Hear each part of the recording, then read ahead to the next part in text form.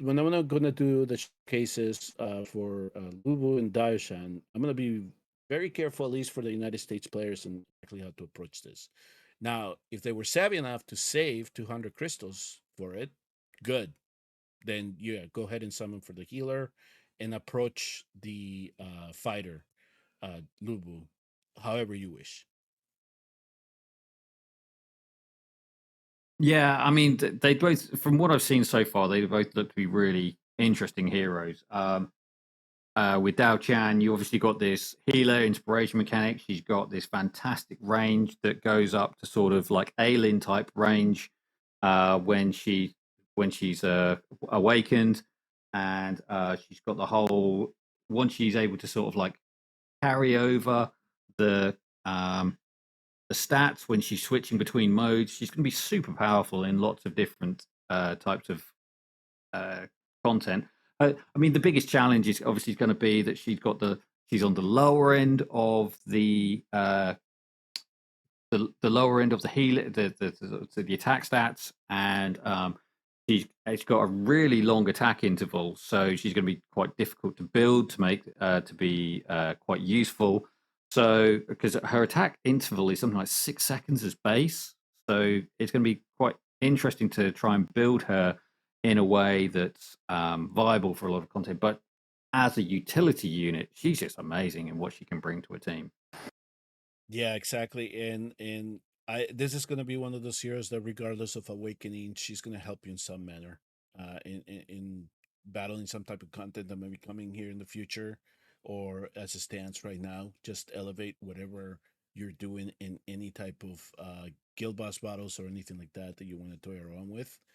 And it's her inspiration might be a little bit on the low end, but her talent and her skills just stack as long as you keep her in the mode, so that makes up for it a little bit as well. So yeah, it's going to be an intriguing hero to see what exactly she can help us with in terms of running content in the game, whether it's here already or in the future. Okay, so obviously we've got some new heroes coming. They're going to be add a lot. I would love to get Lubu because I think he just looks fun. He looks like an absolute wrecking ball of chaos. Yeah, I think he's going to be great fun to play with. We'll see how my ancient luck holds out. It's normally pretty terrible. Right, moving on. And he's not a So lord, so you're gonna have to get lucky, right? You're gonna have to hit that 1% and hope that is one of those non-lord. No pity on this guy. So yeah, yeah, you're gonna it's gonna we're gonna see if those the whale how much they have to whale to get that A5. yeah, I have to say, since they fixed the summon rate, my ancient luck has drastically improved. So I'm hoping that continues through for, and I'm able to get him in about 50 because that'd be amazing because that's about all I've got at the moment. Um, so if you're not aware, the content creators have a billboard of like tasks that get put up by the developers, and this morning they put up a whole thing about can you put out content around Lubu and Dao Chan, and obviously I don't have access to the test server, so anything I'm doing secondhand. So I'm not really focusing on that. The next one up was about bond skills and who's got the best bond skill and what bond skills would you like to see. And the third one was I can't remember what it was now. I think it was about guides or The something. Phantasmal Nightmare. Oh, that's a Phantasmal Nightmare. So, in terms of Phantasmal Nightmare, I did a live stream on it when it was here on Forerunners. I'll stick a link to it down below. Sebastian's done his videos on it. Again, I'll link that down below, and you can have a look at those. I think we've covered it in enough detail. Basically, you've got to clear those ranges that first range really, really quickly if you want to progress to anything beyond S plus. And yeah. Yeah, Enjoy the chaos. that's essentially the strategy guide, folks. Is you want to get rid of the conqueror stage as soon as you can, and then in the second phase, you got to bring in the heroes that you're accustomed to smacking the Lord of Sticks with, to make sure that you can get through the shields and also do as much damage as you can and take advantage of that. What do we call it? Like a boon buff, whatever it is that Yeah. is giving the extra speed and attack. Just so you can take advantage of it really early on when you don't have as much hits to do on the shield. And yeah, Yeah. and I already said the global server was lucky to get to double S plus already in a couple of players. Mm. So yeah, they're almost there. Interestingly, in Immortal Codex this week, the one that started on global on Monday or Tuesday, you had the Arbiter of Frost, and for the first time there was a faction boost, and it looked like there was a curse cult boost. I was kind of interested to see if, because when they ran that on Forerunners the previous week, the previous iteration, they hadn't included that. So it's obviously something that they can do relatively easily, turn those on and off without doing server updates. And I was interested to see if they would add it into the Furious Torrent, because Furious Torrent is one of the ones that people do struggle to get that triple S on, just because of those final waves and the dealing with all of the fish coming through and the ramping difficulty. But no, they didn't do that on Forerunners. We're still like with no faction boosts, but that's fine. I mean, that they're doing what they want to do. But yeah, it's interesting to see that they can do that, and I think if they did that on a more regular basis, it would mix things up. It would encourage people to experiment more from the standard meta teams and try and push in different ways. Yep. Yeah. So as soon as I saw it, I made the connection that I made right away is that they were probably trying to get people to use their Beelzebubs, right? To see if they can make them do something in there. And I noticed a couple of people saw it, but my mind went to Dahlia because of her poisons, and probably boosted damage there. So yeah, so this round, it'll be interesting to see what else it can do now that the curse cult does have a little bit of a benefit, but we all know that the boss still takes damage from primarily buffs that we or debuffs that we can apply. Radiant erosion, burns, and now poisons. So maybe those come into play. I'm glad that they're testing stuff out like this, because we've always said, some of our conversations that we had is we've always had this mind of adding boons or giving benefit to a faction, and every time we say do it for PvP, maybe just this content is kind of the testing area and see how that plays out. Yeah, I mean, it's good that they can do things like that, and it's good that they, even with the game like out of the App Store, they're able to make these back-end changes to make the game more exciting for people and get them to encourage them to try new things. I think the last I saw from looking at comments on Discord that Beelzebub had lifted some accounts, but he wasn't like reaching top, but someone was like in the top 5 a few days ago, so he is helping, but he's not like when you've got people who like have really cracked out all A5 heroes and farm 3,000 runs every night, then you're going to struggle to match the gear that these people have got. So if you don't have that gear, but you do have the hero that's got the faction boost, that might push you up and you might be able to get a bit further. So that will probably be where the differences are. You won't get top 1, but you might get into top 50. Yeah, that's exactly what I was expecting, because in global, everybody, there are more Krakens, I think, that they're in Forerunner server, right? So we don't have a lot of people that push for like A5 Beelzebub right away during that weekend, and they had to then go team them up with their A5 Pratises and Ingrids to show off in GBG. So those high guilds were able to at least manage to put something together that was really difficult to battle, and you have to match the BP accordingly for you to be able to then knock out those defenses. Same thing that we've seen with and then I don't know. I went and scanned the PvP leaderboard to see if I could see some Beelzebubs, and I haven't really seen a whole lot of them. So maybe people tried them out to see what they could do early on. But I know that one area where I saw him at least get some play was anti-air.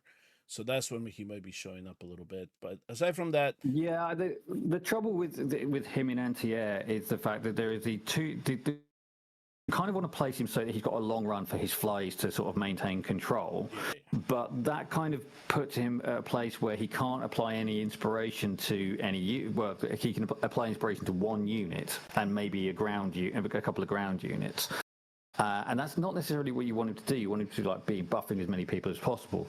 So I've then seen him place like round the corner, like shooting up to that top corner. But by which point you're probably in a really bad state, because if you're going up against like Praetus, Ingrid, magic heavy teams, that they've already done most of the damage by the time they get to that corner, and they're just in mop up at that point. Whereas you're trying to do control and hold in that corner, and you're not going to be able to really push on. But yeah.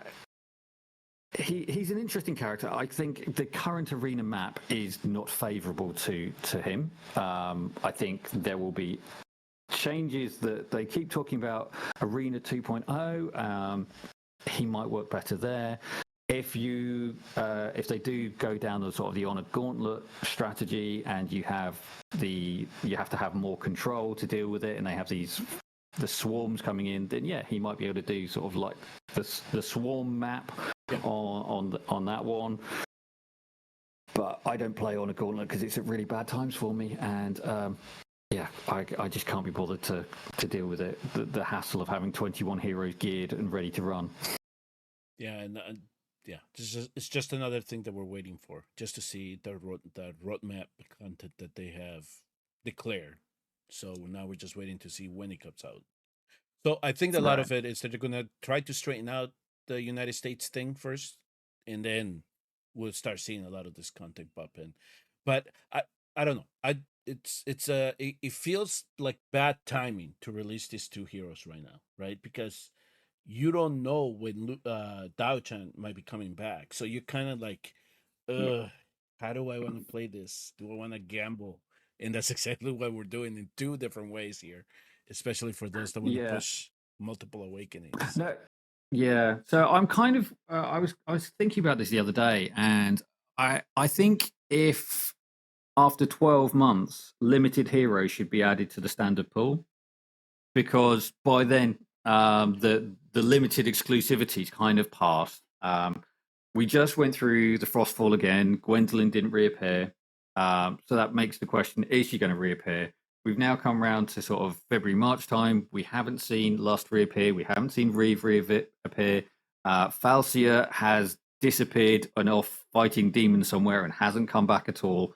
So the question is, what's going on? What's the plan for these heroes? Are they going to be around? Are they going to have their events? Well, the trouble is they're now pushing out more limited heroes. So you've got to try and fit those into the period to allow people to save up to get them, so the people who are free to pay.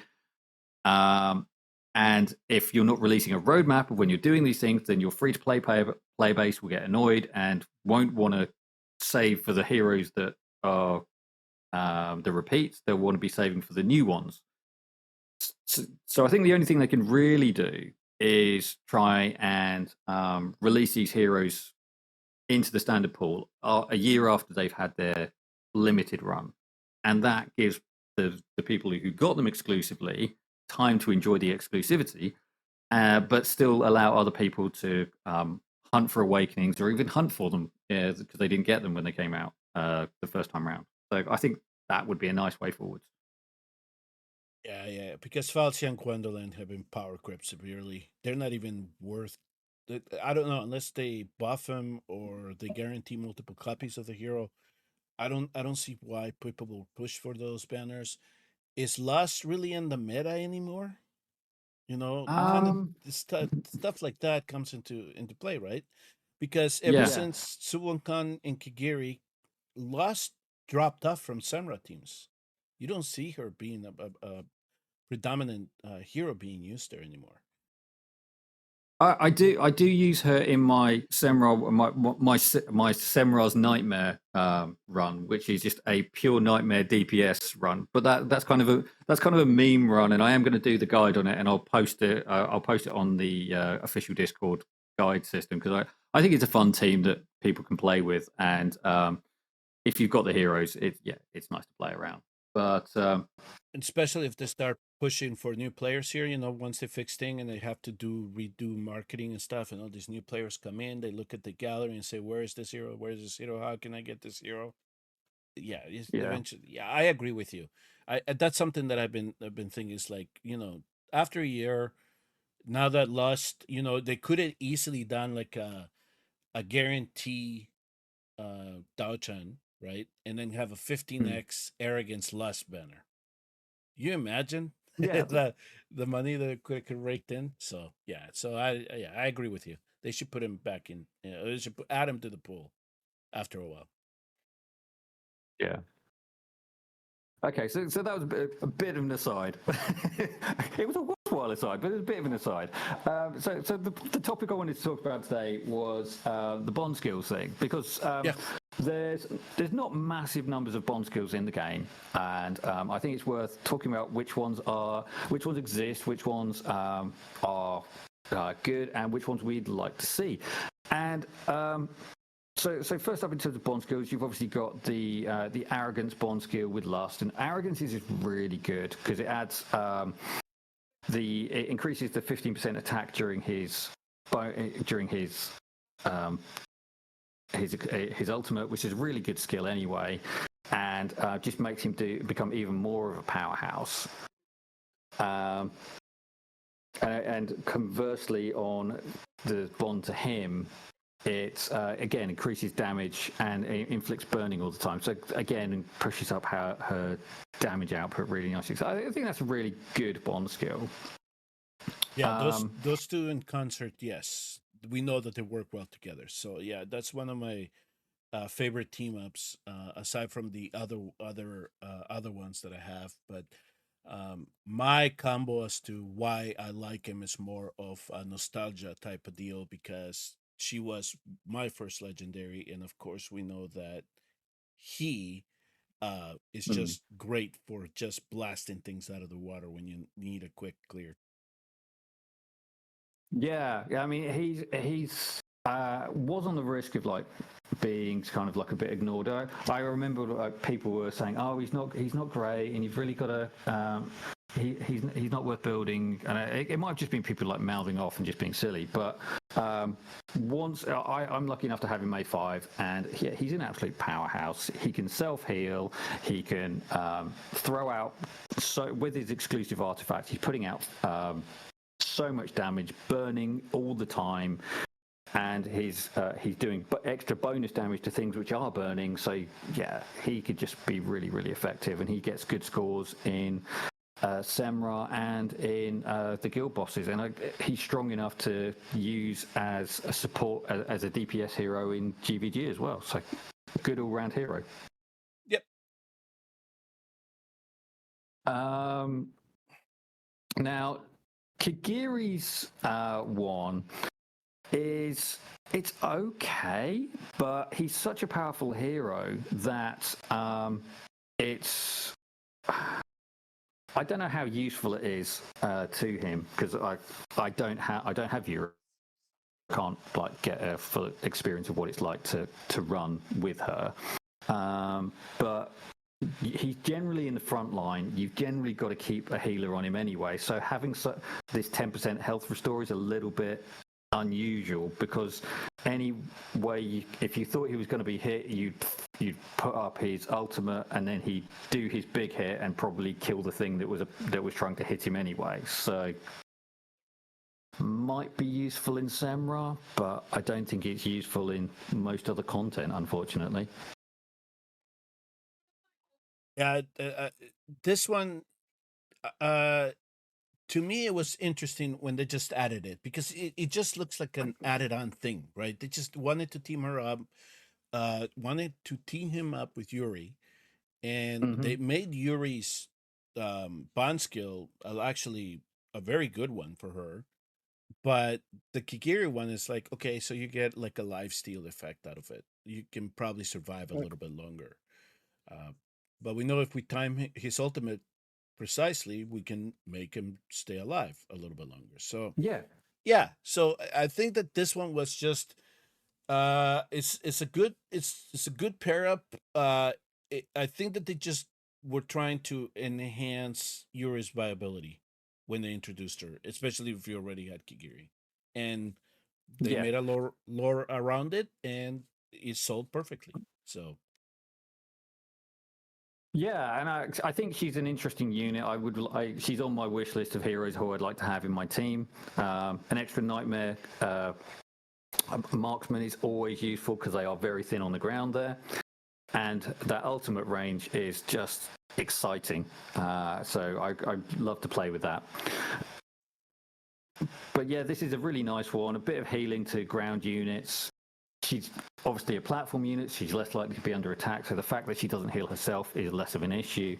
And yeah, I think this is, again, it's a good one. I think it would add a lot of utility to, especially in the Nightmare faction, because they have reduced healing. So additional sources of healing to them is a good way of maintaining their viability.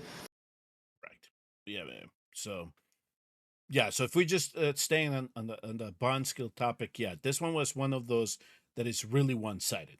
Yuri is benefiting Yeah, more from Kigiri, where the previous one, definitely. Arrogance and Lust, they're both actually benefiting from it.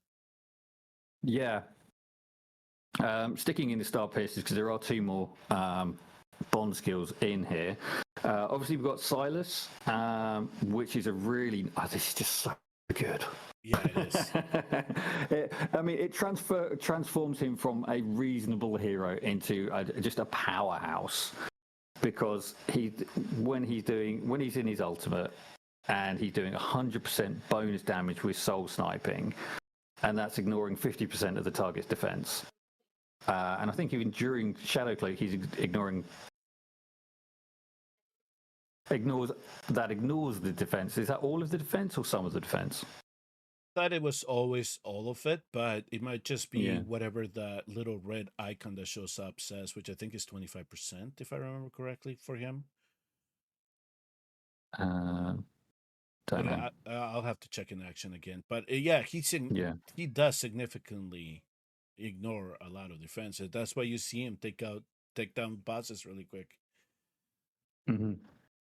So yeah, so this is another one of those that is one-sided. So I know that a lot of people that play the game either have experience not having Vierna but having Silas, or having Silas but not having Vierna, right? So I was in the camp of having Vierna for such a long time and not having Silas at all. Now with her, she's just getting HP, which it doesn't seem like a big deal. But they're like in things like Gear Dungeon, that might actually come into play because of how hard that boss can hit on stage 10. So yeah, if you can get the bond skills here, but I think that an account that has Silas and then chases Vierna and gets her, that will benefit more than somebody that already has Vierna and not just waiting for Silas to pop in. So yeah, I mean, Vierna is a completely fantastic unit without the need of this bond skill, especially if you can get her exclusive gear and her artifact, because those are just transformation, just completely transformation. The fact that you've got like 1,000, she gets over it like, it's 1,000% execute level. And then she's but you can get her doing bonus damage to anything which has got a debuff on it. And of course, she's applying a debuff, Mortal Kiss. So yeah, she's just an absolute monster. And then her artifact as well, which means that she doesn't lose the souls when she's dead, so she gets up to like a 30% damage boost on top. She's just fantastic. So she doesn't really need the extra healing. The extra healing is a bit on the side. It does its thing.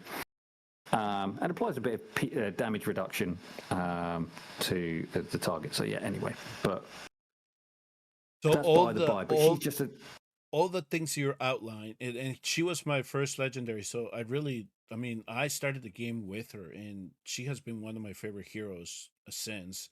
And I really haven't knocked her down the board. And then, like you said, when they not only introduced her artifact, but then they also came out with their exclusive gear, which increases the threshold of the Mortal Kiss or the execution. It just makes her a whole lot better. And yeah, I don't know. Maybe some people don't rely on her as much, and I try to use her as much as I can.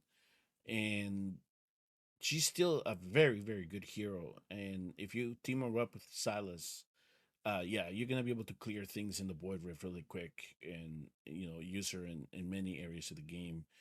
So yeah, it's still a very good pair. I really like still these two heroes. Anybody gets them very early on, they shouldn't complain. And so Definitely. if I was doing the 3 to play challenge and Vierna popped out, I would not question it. I would level her. I wouldn't wait. I would just go for it. Yeah. I wonder if anyone is getting on the 3 to play challenge is holding out to see if they can get sort of Lubu in an ancient summon ticket, because that would be absolutely amazing. Yeah, and that was one of the things that I was wondering about it. If you could just wait for ancient pools and then just pull all your ancients, as many ancients as you could, and whatever 3 legendaries that pop out, that's pretty much you can ride, right? So, Yeah. I think that would have been one thing that they should have limited. But I know that the competition already started, so people can approach it however they want. Okay, so moving on from Vierna and dropping over to Captain Reve, who's also in the Cultist faction. So this one is probably the oldest Bond skill in the game, and it's Captain Reve and his Bond skill with Razaak, and this is a really... It's probably the weakest of them, but I mean, it's probably, in terms of utility, it's the one that you want to have. This Bond, it goes both ways. Because obviously, if you've got both of these heroes, then you're able to get an extra 6% gold, or an extra 6% experience, or an extra 10% experience, or 5% experience. But then you get extra if they're in the team as well. So it's a nice to have in terms of farming, so you can speed run your experience raids and your gold raids, and then you redo them to make sure that you've got a benched version of Razaak and Reve, if you have them, in those teams, and then you're getting extra gold and extra experience every time you run one of those. So it's nice to have, but it's not transformational in terms of gameplay like Silas's Bond skill, or getting sort of the overall utility for the Arrogance Lust one. It's an early game Bond, early mid game Bond, Yeah. because that's when you're farming gold and potions. So yeah, so getting a Razaak and a Captain Reve, that definitely would help you a lot and benefit you a little bit more, especially if you don't get something like the privilege card, right? So Yeah, absolutely. I was thinking about how you were saying about limited heroes being accessible now, more accessible, especially the older ones. Now that I'm thinking about it, they should have it so, and I know they can be done because other games do it. Like they could have it like after 3 weeks of you playing, all of a sudden a special 200 summon for Captain Reed comes out, right? And then you're eventually going to get Razaak because he's in the common pool. Yeah. So now you can add those two in your early gameplay, and then get more gold and more potions out of it. So that could be one way to go about it. Mm-hmm. Okay, and I nearly forgot about the last one, because I don't have Ymerit and I never remember about him. So obviously, Anora and Ymerit. So how can you forget about the most scandalous videos ever made for that for these two? I could put it. I mean, actually, I can play the video because I don't have to worry about being demonetized, because I'm not a monetized channel. So yeah, obviously the dragon tentacle thing going on, and yeah, so you've got this link between them. Labor is her baby dragon that she has on the pitch, and when you've got Ymerit and Anora, then you have the option to have Ice Labor, and that just means that you have extra damage on the pitch and extra utility, because he can now freeze enemies and does a bit more damage to everybody with the winter bite thing going on. So, and for our American for our American friends, when he said pitch, he meant the field. The square. The square.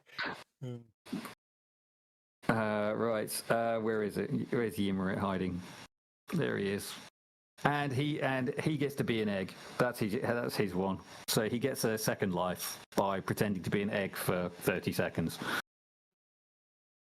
And their bun makes him a pain in the butt in GBG, especially when you can make an esotericist team out of them. So yeah, that's exactly what that will do. And if you, I don't know, if you try to play with them in chapter 10, I think there's a very good dynamic there as well between these two, if you're lucky enough to have Ymerit.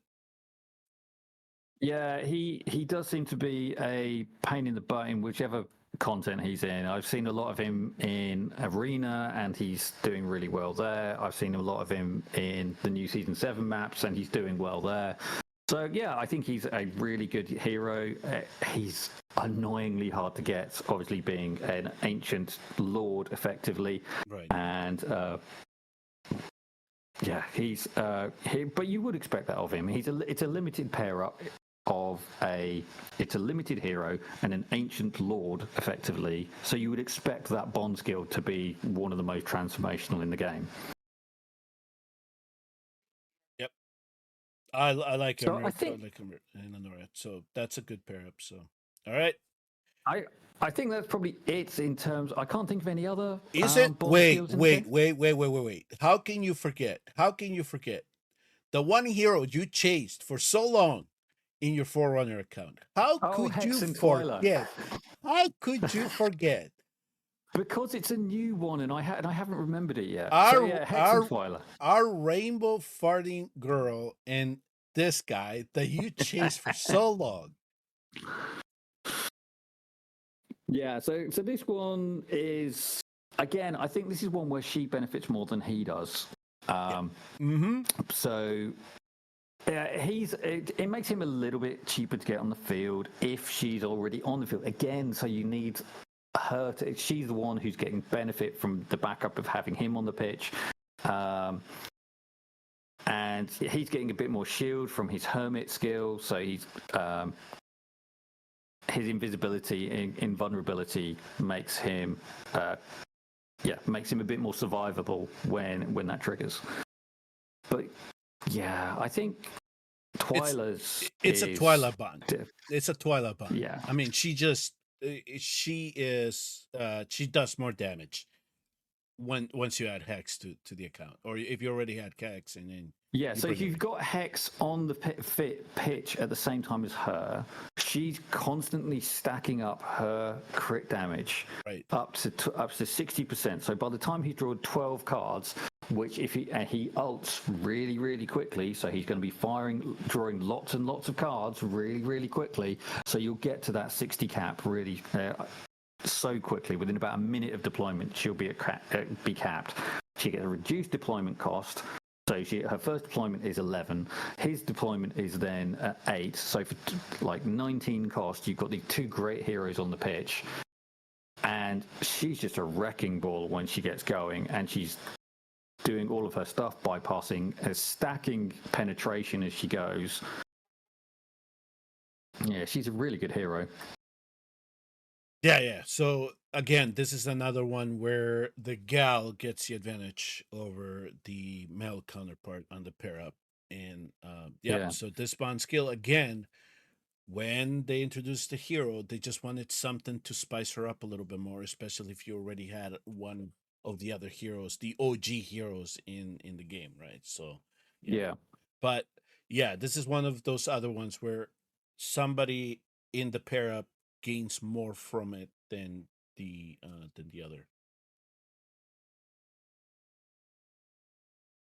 Yeah, so I think out of those heroes, which do you think is the strongest pair, the strongest bond skill? I Should think it's we? probably the Lust Arrogance. So Salazar, Kineza, are they going to be honorable mention on this? Because again, this is another No, unbalanced one, right?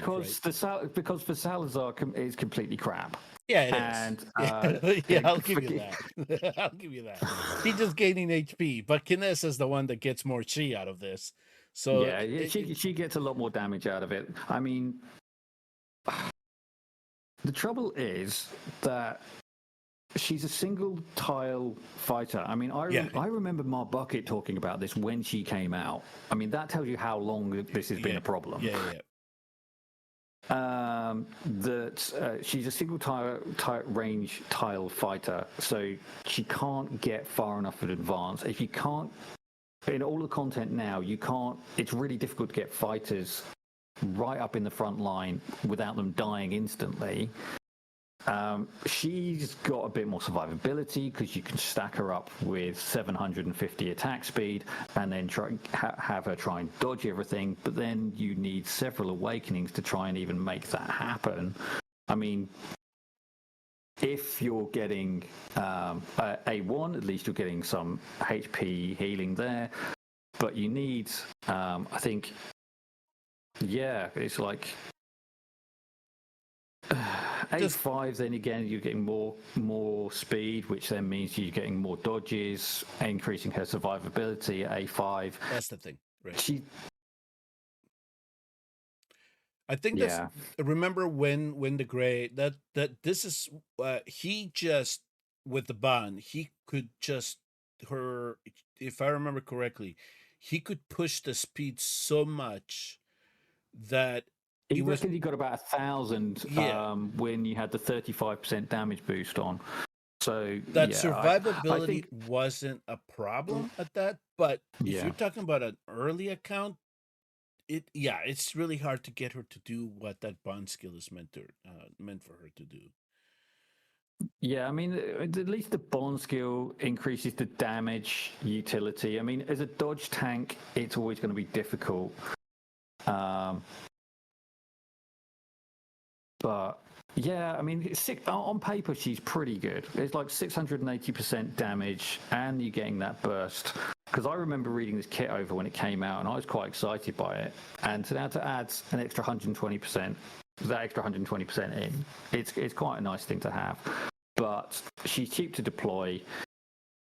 If you can get enough speed on her to keep her survivability up, then you can get something out of her. But yeah, Salazar's is weak by comparison, but Salazar has his exclusive gear, which kind of makes up for it.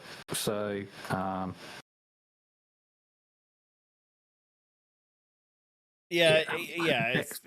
think that the exclusive just gives him a little bit more, damage output if possible.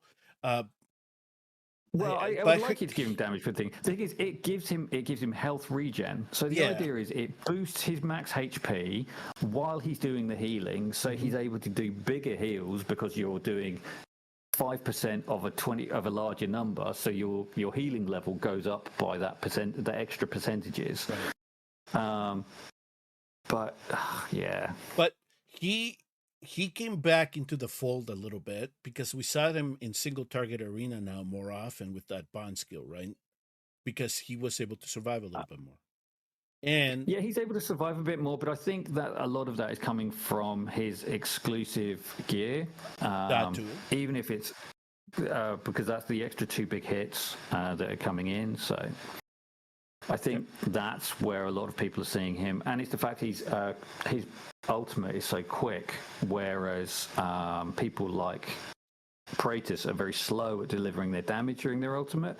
So his is pretty much instantaneous, and that's pretty much where we are with single target arena. As soon as the final hero appears, you have to be removing them from the board before they can do anything.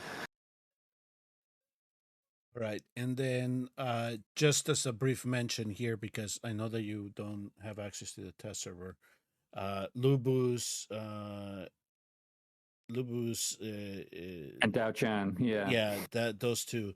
So Lubu's bond skill essentially is giving him HP, or at least able to get him to survive.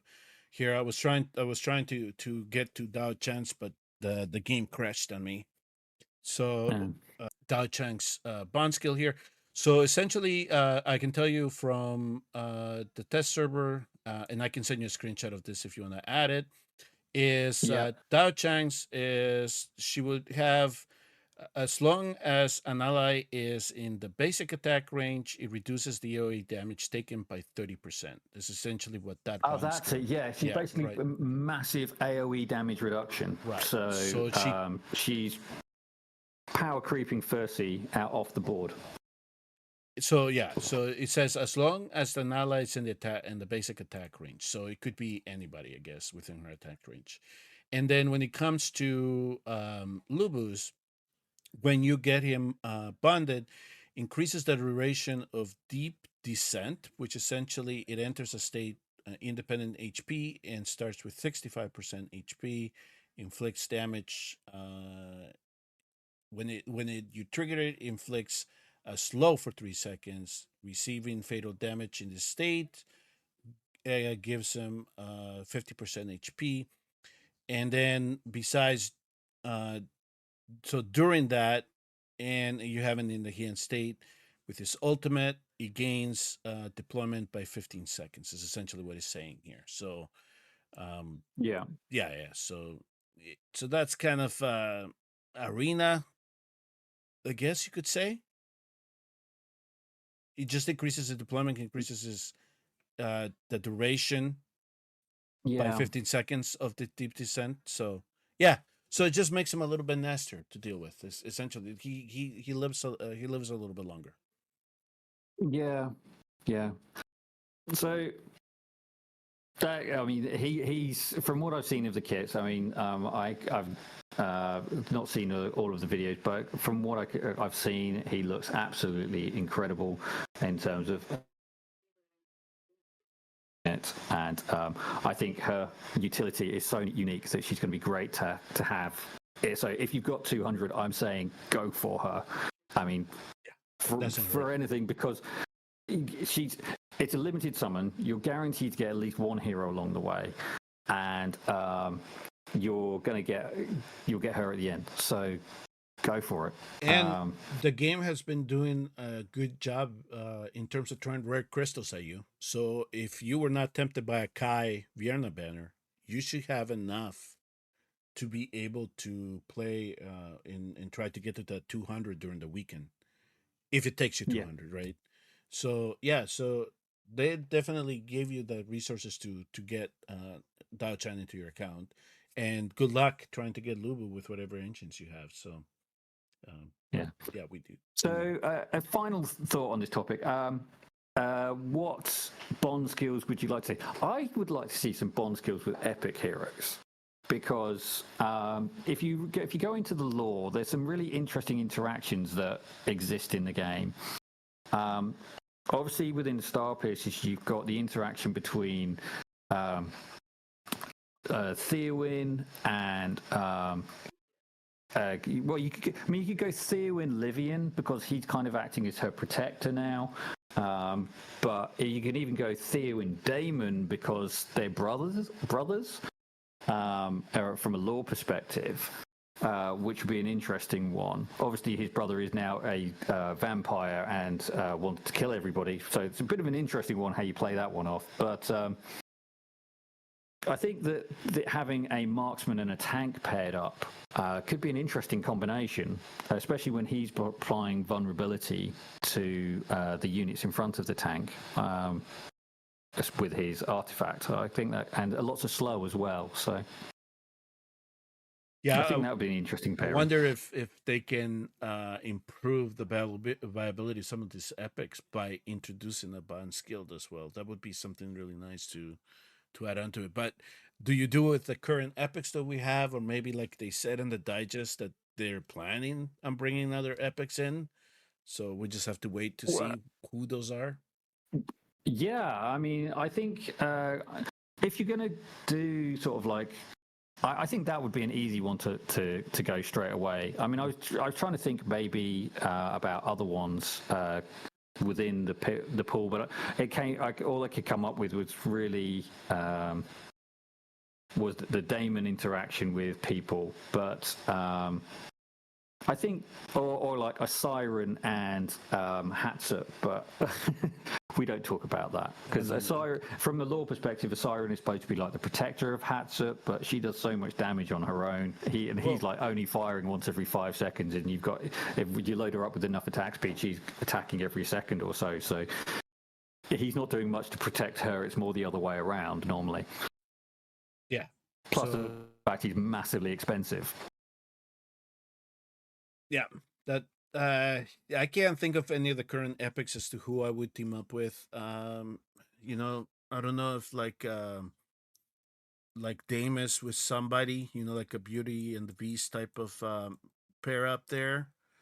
You could do something. Yeah. But I mean, you could go for the Lords of Frost. You could have Glacius and Boreas, which would be an interesting pair up. Mm-hmm. Oh, if you want to get into the legendaries again, yeah. The one that I'm surprised because we know that there is a connection is Morrigan with Silas, right? Yeah, I did spot that one, and that was my second one that I was going to mention. But I was just trying to think that like what could we do with the existing epics in terms of adding some utility, but. I also, thinking back to legendaries as well, I did wonder about Nocturne and Kriya, because obviously she's got this Barmet, whatever it is, Behemoth, whatever god she's linked to. They're Barians as this god that she follows. And she's obviously got the Stormcrows. And while it's not determined, if you read Nocturne's skills, it's not. He has got like one of the shortest stories for a legendary ever. It's just like, oh yeah, he's got forbidden dark magic. Now that forbidden dark magic could easily be expanded into the fact that he's this Byron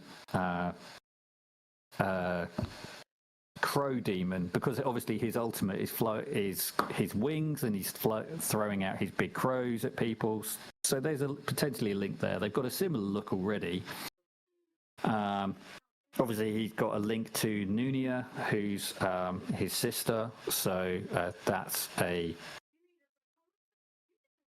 obviously a low cost healer, but it's not really one you're going to go down. Sorry, that's Spring.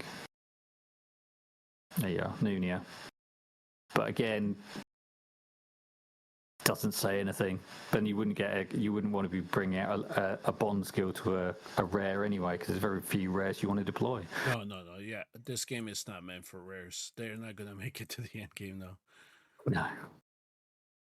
So I know that you left that question hanging as to which one I consider to be the strongest of the two. I still think that if both heroes benefit from it, then that's what I consider the strongest bond skill in the game.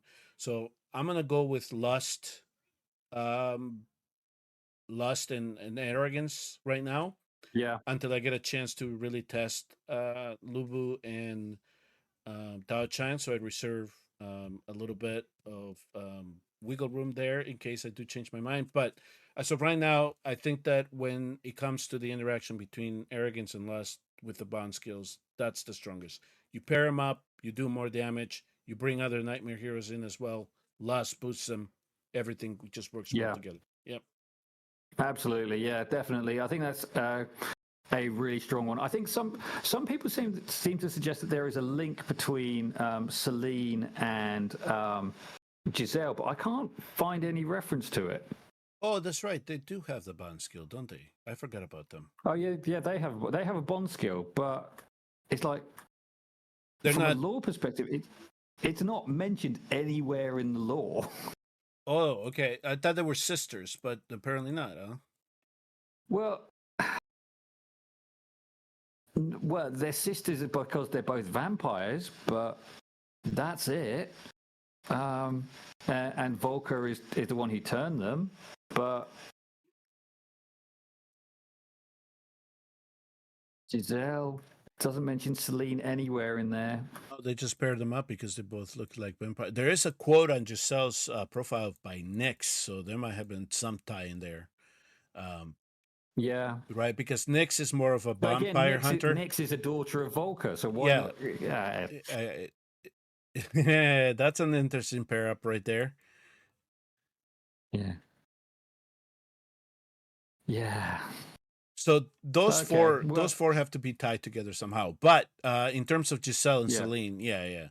I think we said at that time that the one that benefits more from that bond skill was Selene because she's getting magic vulnerability added to her, right? It was I mean, magic resistance. I managed to get her ultimate, so I managed to get her artifact the other day, and I'm really keen to sort of like playing with that now in more content, and obviously with access to that extra vulnerability, it would just make her so good.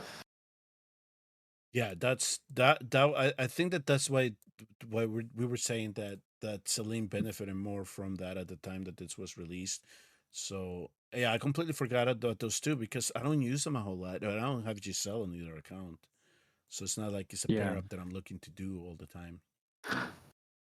Well, no, I mean, I don't have Gisele either. I mean, she's grayed out for me. But yeah, I mean, yes, she exists. Is she worth doing anything with? Not really. Well, there we save people comments on that. We almost forgot Selene and Gisele. Cool. Well, that's just actually come to about an hour. So thank you very much, everybody, for tuning in. I hope you've had fun. Do let us know what you think are your favorite Bond skills down in the comment section. And if you have any ideas for which heroes should have Bond skills in the game. Sounds like a plan. Thank you all very much for tuning in. We'll see you all next week. Bye-bye.